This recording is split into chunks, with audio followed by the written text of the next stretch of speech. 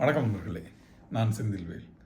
இது மரபு செல்வம் திருக்குறளை நவீன நோக்கில், நவீன பின்புலத்தில் வைத்து, நவீன கவிதையைப் போல வாசிக்கும் ஒரு எளிய முயற்சி. சில குறள்கள் பல பக்கங்கள், பல பல சைட்ஸ் கொண்ட வைரம் போல, பல பட்டைகள் கொண்ட வைரம் போல திருப்ப திருப்ப வேற வேற மாதிரி ஒளிரும். ரெண்டு வார்த்தைகளை வச்சு இந்த குறளில் வள்ளுவர் விளையாடி இருக்கார். ரொம்ப ரொம்ப அழகான ஒரு மைன்யூட் வேறுபாடு இருக்குது அப்படின்னு தோணுச்சு.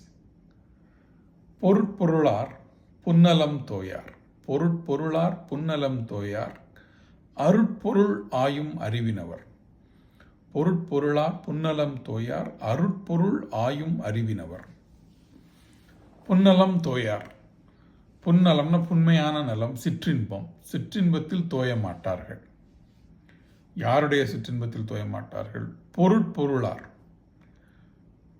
பொருளை பொருளாக கொள்பவர்கள்.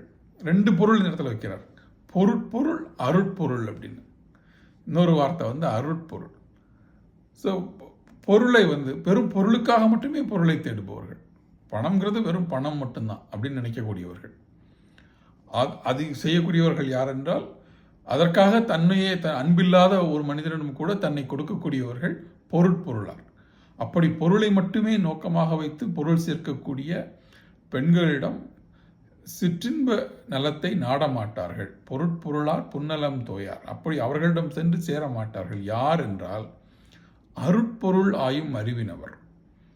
தன்னுடைய வரக்கூடிய செல்வம் என்பது அருளோடு சேர்ந்த செல்வமாக இருக்க வேண்டும்.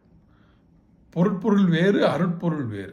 அருள்தான் என்னுடைய சேரக்கூடிய செல்வம் நல்ல செல்வமாக இருக்க வேண்டும், அறத்தோடு கூட வரக்கூடிய செல்வமாக இருக்க வேண்டும், பிறர் முகம் சுளிக்காத செல்வமாக இருக்க வேண்டும்.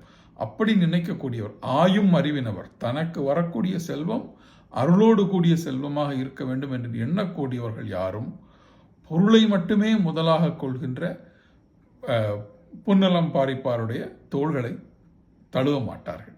இப்போ இந்த இடத்துல பொருட்பொருள் அருட்பொருள் நம்ம வாசித்தோம். ரெண்டையும், இந்த பொருள் அப்படிங்கிற வார்த்தைக்கு பொருள் மட்டும்தான், அதாவது ஆப்ஜெக்ட் அப்படிங்கிற மாதிரி தான் நம்ம அதுக்கு மீனிங் எடுத்துக்கிட்டோம். இப்போ ஆனால் பொருள் அப்படிங்கிற வார்த்தைக்கு நம்ம காரணம் அப்படின்னு ஒரு மீனிங் எடுக்கலாம் இல்லையா? இதன் பொருட்டு இது நடந்தது அப்படின்னு சொல்லலாம் இல்லையா? அப்படி ஒரு மீனிங் எடுத்துக்கிட்டோம்னு வச்சுக்கோங்களேன். பொருட்பொருளார் புன்னலம் தோயார். தன்னுடைய செயலுக்கு பொருளை மட்டுமே காரணமாக கொள்பவர்கள். ஒருவரோடு அன்பு காட்டுவதற்கு, ஒருவரோடு இணங்கி இருப்பதற்கு அவர்களுக்கு வேற எதுவும் தேவையில்லை. பொருள் கிடைக்கும்னா போதும். பொருளுக்காக மட்டுமே, பொருளை மட்டுமே காரணமாக கொண்டு ஒருவரோடு இருப்பவர்களை அவர்களுடைய புன்னலத்தை தோய மாட்டார்கள். அவர்களிடம் சிற்றின்பம் தூக்க மாட்டார்கள். யார் என்றால் அருட்பொருள் ஆயும் அறிவினவர், அருளின் காரணத்தை ஆயும் அறிவினவர். அருள், இதனால அன்பு அருள் ரெண்டுக்கும் எப்போவுமே அன்புடைமை அருளுடைமையிலேயே வித்தியாசம் இருக்கும். அன்பு என்பது தன்னை சுற்றி இருப்பவர்களிடம் மட்டும், தன் உற்றார் உணர்விடம் காட்டுவது அன்பு. ஆனால் உலகத்தில் இருக்கக்கூடிய எல்லாரிடமும் காட்டுவது அருள்.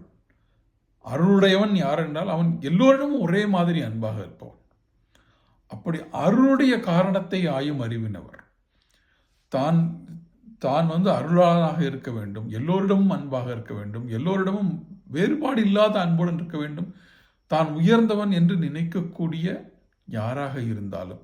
இந்த இடத்தில் நம்முடைய சாமியார்களெல்லாம் ஞாபகம் வராங்க. அவர்கள் அதாவது தான் அருளாளன் என்று சொல்லிக்கொள்ளக்கூடிய, அருளாளனாக இருக்க முயற்சி செய்கிறவன் தான் ஆயும் அறிவினவன். அருளாளனாக எப்படி ஆவது என்று யோசித்து கொண்டிருக்கும், அதை ஆய்ந்து கொண்டிருக்கக்கூடிய அறிவுடையவன் எதை வாழ்க்கையில் செய்யவே கூடாது அப்படின்னு சொல்றார்.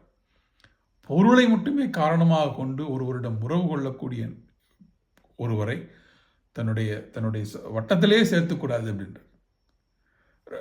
ஒரு சின்ன வார்த்தை வேறுபாடு அது மூலமாக ரெண்டு பொருளை காட்டுது.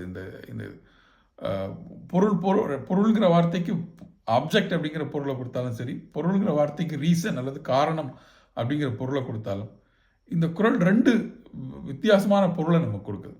ஆனால் ரெண்டுடைய அடிநாதம் ஒன்று தான். நீ ஏதோ ஒரு வகையில் அருளை உன் வாழ்க்கை அருளுள்ளதாக இருக்க வேண்டும் என்று எண்ணினாயானால் நீ தவிர்க்க வேண்டியது பொருளை காரணமாக கொண்டு அன்பு செய்யும் மனிதர்களின் தொடர்பு. சிந்திக்கலாம் நண்பர்களே. மீண்டும் நாளை சிந்திக்கலாம். நன்றி.